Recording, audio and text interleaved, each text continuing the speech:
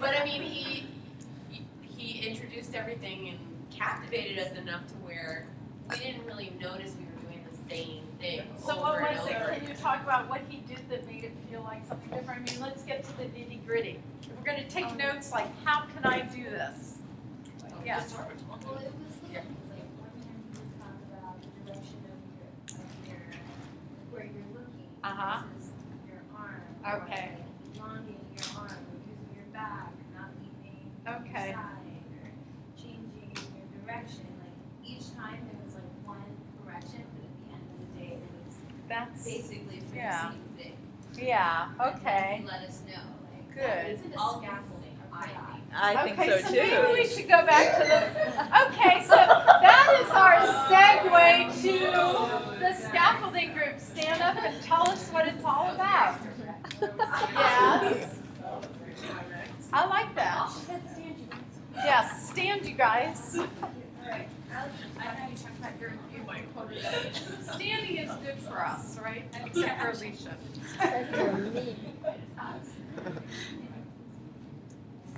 Are you guys kidding? What did they say? They're just picking on me. Because you're standing in first position? No. Why were you picking on her? She stood up, look at how she's, now she's so funny. She stood up there in her perfect turnout first position.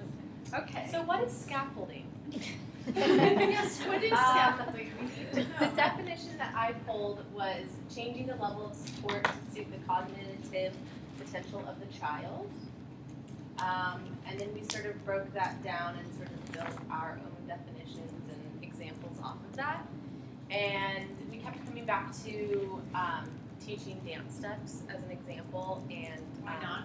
We can relate Because to we that. all do it all the time. We all know that. We all had examples of times when we learned that if you teach this thing before that thing, it works better. If you break it down into these pieces, it works better. And we've all been there. We also were just talking about like how scaffolding is really fundamental in what's needed as like a good teacher, because you want to be able to get things across to students, but if you don't take the time, to like break something down and build up to the culmination of something, that it's harder sometimes for a lot of people to catch on or do it the right way. Like they might look like they're doing it correctly, but they're not using the right muscles, or so. Well, I feel like I should explain. This was kind of my. I think it's the difference between teaching and weeding out. You know, there's those programs, we've all seen them, where nobody really explains anything. They just kind of, it's not even always in dance, but where they just give people material and say go, and then the people who are naturally good at it advance, and the people who aren't naturally good at it kind of fall by the wayside. And scaffolding is the difference here. Scaffolding is what makes you actually a teacher, and not just a coach or a material giver. And that's how we sort of got to the conclusion, like scaffolding equals good teaching, because you sort of need that in order to teach well. And we also said having the knowledge of breaking down the steps, if you have to have, or the process. I mean, if you go more in the greater scheme. And one thing we didn't write up is that it's really also about giving the students the right amount of information that they can handle at the right time, which actually led to someone's phrasing of like the pathway through the zone of proximal development, that you can get someone past where they currently are by giving them the amount of information that they can handle taking in and at the right time in their process. So what were some of the examples that you actually put there? We put, like, if you want to teach a pas de bourrée, instead of doing the pas de bourrée and having everyone copy you, Hillary has done like I was saying, like, I didn't take credit for it. Like, I want the idea of being able to have my kids go through and use a pas de bourrée as a transition step easily. I spent basically all of first grade. They practice just standing third, second, third, and then they do a tendu so that they're on this leg and they're know that this one is really free. Yes, thanks. and they'll do this like all year long, and then at the end of the year maybe I'll say, can you make your heel connect to the back of your ankle? Remember, it's in a public, it's not a public school, but it's in a school day setting and it's not ballet training. And then they can do that eventually. And then I say, hey, can you go on the balls of your feet? And then look, all of a sudden they're doing conquering. But I have to tag on to that and say, like, basically the national training curriculum that we're learning is scaffolding. Like, how we're learning how to teach, that's all that it is. And how you even break down your class on an everyday basis. You basically are scaffolding to get to the grano negro, ultimately. So, any step, I mean, those are the examples that we were discussing, but really, any So step. for those people who are in the ABT curriculum, can you break down one scaffolding step that you'll notice over time? Oh, that are in, that would be Yes. me? Okay. I No, I know. So the balletic polka, you would start with, I really shouldn't be doing this, but you Oh, well, start somebody with, who oh, doesn't yeah, have you're- a bad hip, yeah. okay. I got it either, like your book. A, I, A, B, A, A, P. And And eventually then it you goes. Right? Yes. There. Yeah. And then it goes, then it builds upon that, builds upon Right. that. And you Right. can get together And it's focus. broken down into different levels, Oh, so you would never do that third variation until people have gone through several levels. Yeah, and like at level 1, you can do A, I, A, P, and add a little hop. Once you get to P, and then you start making it almost like a chasse. Yeah.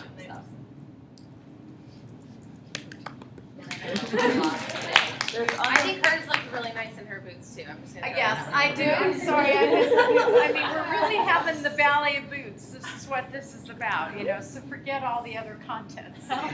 We've got a great boot array here.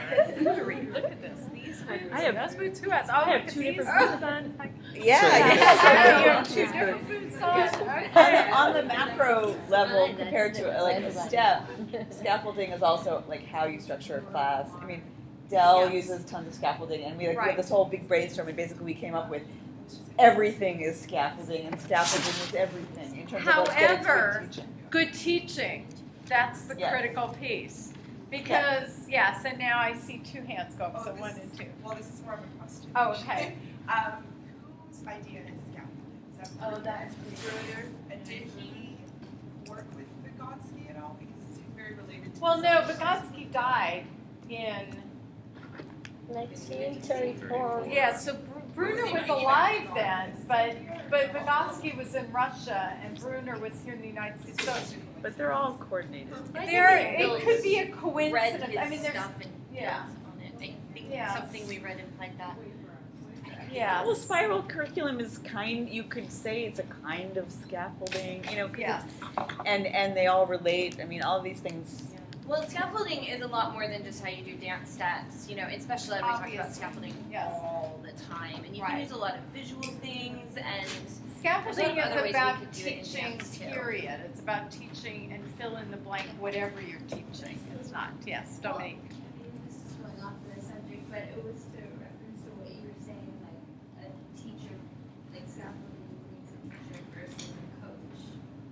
And I just wanted to understand why you would make that reference, that like. why did I say coach? Or Yeah, right, like scaffolding is what defines a teacher versus a coach. well, I'm not trying to denigrate coaches. There are plenty of good coaches out there, but just for lack of a better word, because you know you've got your dance teachers who teach kind of like coaches. They don't really give a lot of information. They don't tell people how to do things. They don't build in a appropriate sequence. They just kind of give a class. You know, it's the same I way. think there's a good example, like, there's actually like vocal teachers versus vocal coaches, and you have different ones to go. So like, if you need to work Yeah. on a song, you go to a vocal coach and they just work on a song with you. If you need to work on your actual singing and step by step, vocal teacher. So I think that's why she was using the word teacher versus coach.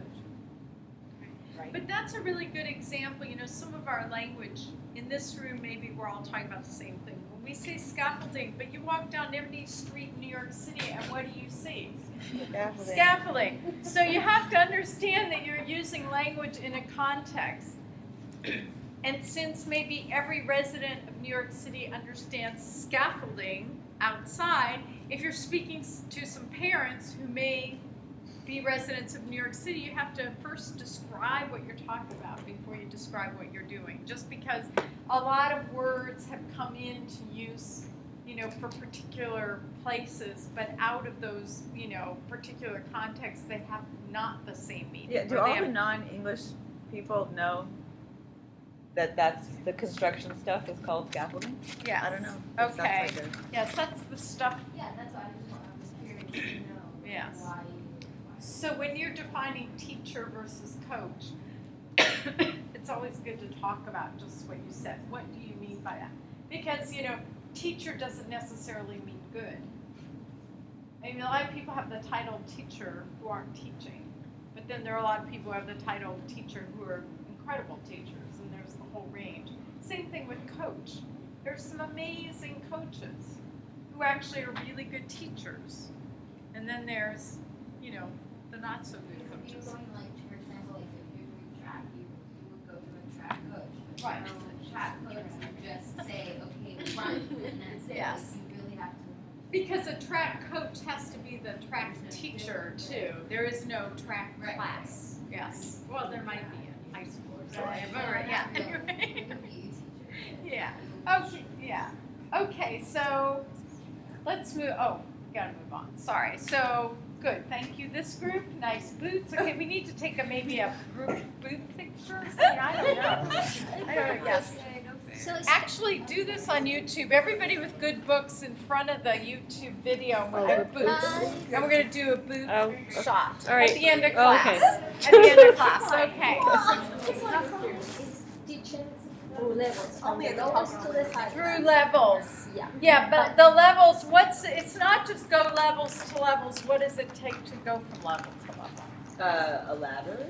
A ladder. So what is that ladder? Or the armature, the structure. The Stairs. armature, and what do we equate the armature? You're off. Oh no, it's still recording. Okay. I'm just. What do we create? What do we equate the armature? Now we're talking about the logistics of scaffolding out on the streets. No, prior knowledge. Prior knowledge. Okay, that's your structure. And then to go to the next level, what do you need? New information. New information. Yeah. And you actually need the who, the more knowledgeable other to help you get to that new information. Okay? In theory, right? So it's more or less scaffolding embraces spiral curriculum Yes. and the ZPD. Yes. Okay. And we'll get to that with that one. But before we get there, let's hear all about Howard Gardner and the multiple intelligences. Take it away. You can stand up too, so I'd like for you to stand up. Okay. Come on, team. Okay. Where are you going? Hold on. You know, it's easier to go here so everybody can see.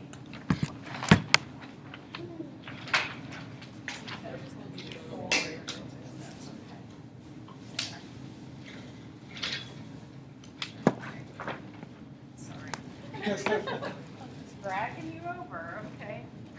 So Gardner said that instead of intelligence being just one general single thing, there's actually multiple intelligences, and they are individual of each other. Not necessarily. There was some. It's kind of strange. He said that they were separate from each other, but then he makes he hooks a few of them together. There's actually kind of a lot of contradictory statements in a lot of that reading. I felt like. I think he was saying that they can be, the different kinds of intelligences can be delineated and separated. However, no one person has only one or the other. Like we Right. need all of them to be like have a brain and like be a person who can read my handwriting. So what are they? The first kind of intelligence is the linguistic intelligence, and this intelligence talks about reading and spoken language and the ability to express. Is related also to the ability to learn